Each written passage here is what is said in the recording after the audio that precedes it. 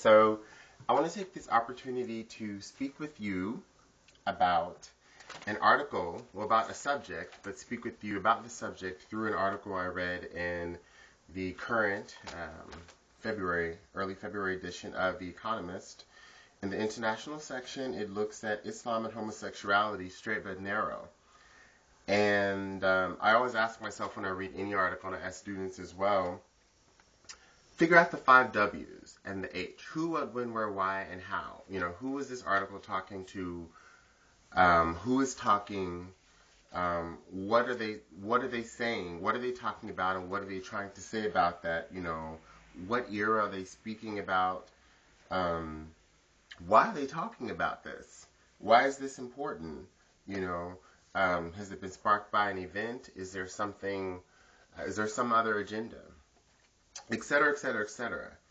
And the first thing that I noticed about the article was the chart. It's called Gloom for Gays, and it just gives a list of countries that have, as the article describes, Muslim lands. And so there's Egypt, Indonesia, Iraq, Iran, Jordan, Malaysia, Morocco, Nigeria, Pakistan, Saudi Arabia, and Turkey. And they give, it says of the 7 countries that impose the death penalty for homosexuality, all are Muslim. So they're using this word Muslim in a few different ways, but what I did notice about the chart, and it says, at the title, Male Homosexuality and the Law in these countries.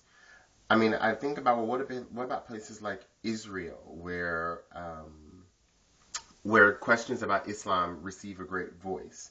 What about places like India, which have huge Muslim populations? So then also think about, what about Islam in, sub-Saharan Africa? And there's nothing here, save for Nigeria. So that means this list is very selective. This chart is very selective. So again, you want to ask yourself the 5 W's about this. Who, what, when, where, why, and how. Like, what are they trying to communicate with this chart? And one of the things that I find, not only does it just, it in a sense,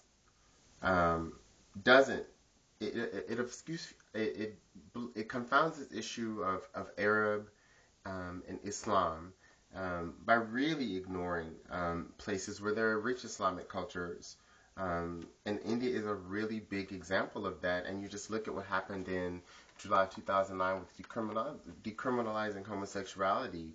And I think that it was a discredit to this article in not doing that. But with that said, it also, it kind of gives this rosy picture, like, for example, of Egypt. It doesn't say anything about Egypt in the article, really, even though we all saw that very sensational Nile cruise boat fiasco that happened, where tens of men who were on this so-called gay cruise boat, minding their own business, were arrested, harassed, and just treated horrendously, paraded, abused, all these things, denied all sorts of human rights. And so it doesn't even acknowledge that. So again, I say that it's really trying to paint Islam as this big bad, religion again. And while it does say that, which is something that I'll come to, that all of this is based on, that homophobia in Islam is based on something that is shared throughout the Abrahamic religions.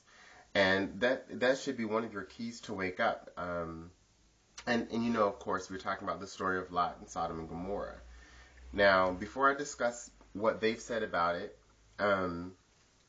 I would like to just first and foremost acknowledge that in all those places, I love the sun on my face, in all those places that have those dominant Abrahamic religions, gays are not necessarily safe. So if you were to look at such a chart in respects to Abrahamic religions and not just Islam, or even and still even just look at male homosexuality, because that tends to be of specific stigma, because as the story of Lot suggests, 2 things about how we think about homosexuality in the modern day, and one of them is that queer women are just invisible.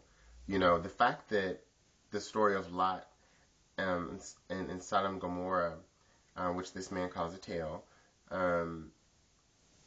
has galvanized so many people around homosexuality, and made all sorts of cultures, especially the Victorian culture, institute laws specifically about, policing the male homosexual body. And the laws themselves are vague, but in all of these places, including those mentioned here, it's about policing the male body in ways, the feminized male body in ways that the female body is already policed.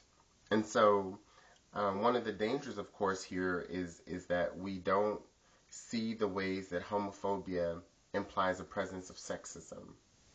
And the fact that, and it mentions here at the end of the article, that there is also agitation, but it almost blames Muslims in Europe for the homophobia that in Europe, and says that there are some Muslims who were arrested and charged and convicted of a hate crime for passing out anti-gay flyers that call for people's death and burning in Hades and all that kind of stuff. So, but at the end of the day, we must also acknowledge that on both sides of the Atlantic, it's just not safe for gay people. I mean, the fact is, I don't want to go like pulling all of our skeletons out of the closet, but there is Tyler Clementi, and that is recent, and that is using modern social media. So the mobbing that happens at work, the bullying at school, you're not going to see a gay president. Let me just say that. And even and they find this difficult to come to terms with this because they try and say, oh, well, there are some countries which are slightly more liberal, and of course they give the example of, was it Indonesia, where the leader was recently going through this process of being charged and convicted of so-called homosexual acts. Now, the fact that that person is even still in the public eye, because think about John is it John Kerry? Not John Kerry. Yeah, think about the people here who've gone through scandals. Except for Newt Gingrich, they're all hiding somewhere. Except for Bill Clinton, and his thing was he wasn't even charged with something like sodomy. He was charged with so-called a normal heterosexual act with the heterosexual person in a place where women have probably typically and traditionally and contemporarily been marginalized, sexually exploited in those ways. And so when we see the Anita Hills, when we see the Monica Lewinsky's, and so on and so forth, and we see the way that, even political candidates and high-profile people like Hillary Clinton today, like Sarah Palin, and even like our recent Supreme Court Justice appointee, when we see people drag their character through the mud by the implication that they're bad mothers. How are you going to do all this and be a mother? How are you going to do all this and be chained to the kitchen kind of questions? We must also see that as what I call the other side of the coin of homophobia. So we can stand on this part, on this part of this big continent here, Eurasia, and talk about them over there and them and their burqas and them and their hijabs and them and their difference. But at the end of the day, also look at us and our safety in schools. Look at the streets of LA and you look where there are places where there's prostitution. There's some little boys up there come from the Midwest, mamas and daddies put them out, couldn't take them. I know people like that all the time. So that's sort of what this article doesn't try to portray it any way, nor does it, which is always my critique of The Economist, is that they're really good. Why I read is because the language is good, they're interesting and informative, they're clear about who they are, what they're talking about, the economy, but they don't link these social articles, these deep social articles, to the economic ones. They have this interesting coverage, but then they don't link them between the two. And I always give the example because it just flashes in my mind of this, all of the work against Mr. Obama. And so he wants to spend on this and he wants to spend on that on one page. And you turn the page, look at how bad and racist and classist America's prisons are. And I'm like, but he's the guy who's entering dialogue and he's the guy who's talking about social justice. And so they don't tie those two. And so what I want to also say that in this article, you also see that just from the get-go. I ask about, I was asking myself throughout the article, where's the economic question? Where is the economic question here? And for me, the economic question is the creative class. Richard Florida, you can read all about it. If you have a culture, and not just an urban one, but it is obviously an urban phenomenon thus far, that can support a healthy gay community, it's indicative, just in the way that homophobia is indicative of implicit sexism. The presence, the vibrance of gay communities equally implies a richness, a rich cultural imperative in the city, in the local culture that people take very seriously. And that is what's necessary to both attract and to sustain creative industries, knowledge industries, work that isn't just a plow or isn't just digging, that isn't just physical labor. And we're seeing more and more that work itself is everywhere. But also we see it here in the West as we outsource the physical labor aspects of our technologies, the best of which is, the best example is the biggest, company in the world now. I think it's Apple, who does all their knowledge work is it Cupertino in California, and does all the production work. They outsource it throughout Southeast Asia, I think mostly China.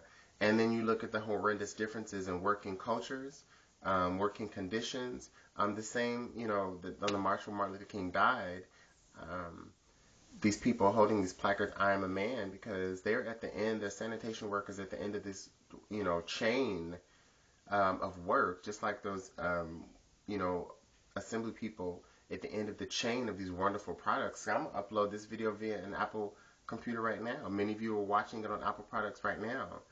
And, we as consumers have to decide, and that's where ultimately this conversation goes to, is where does all of this fit in a modern society? Where does homosexuality fit?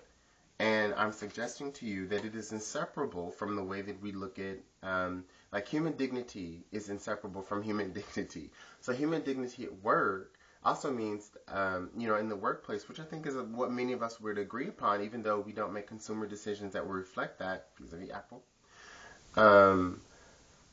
But I also think that translates into a human dignity of letting people be.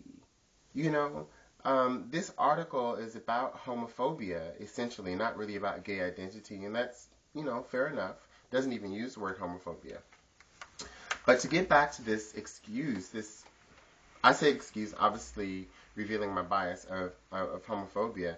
There are many interpretations of this story of Lot and Sodom and Gomorrah. And if you were even to just invite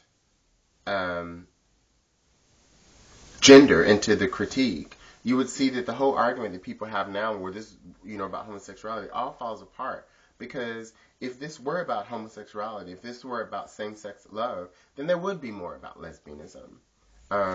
There just would be. And it says lesbians in Muslim countries tend to have an easier time. In Iran, they are sentenced to death only on the fourth conviction. So again, in the article, by not unpacking this, by not, even just asking questions like, what happens in the meantime? What happens once she's convicted once, twice, the second time, the third time? What happens to the women in between? And this is, again, where the sexism is coded. It's hidden. They're not important because this is ultimately about people's sexual fantasies. And I say it's gay sex fantasies. You want to have the gay sex fantasies, you can Google it. But to put gay sex fantasies, to use homophobic people's ideas, fantasies about what gay people are doing, to put those into policy, I think that if people were to more rationally sit down and have discourse about it, people wouldn't be so homophobic. I really believe that. I really do believe that the answer to homophobia is a human revolution, an inner transformation, and it is not specific to the gay body, the queer body, the effeminate man or the butch woman, that it is something more fundamental that we're looking for. And so, that is my bias. And so when I look at articles like this that just skim the surface, that don't even skim the surface any deeper than to, interrelate various aspects of what's going on here. And the only time that they actually really do that is the editorial, and the editorial does that really well. But otherwise, it's absent.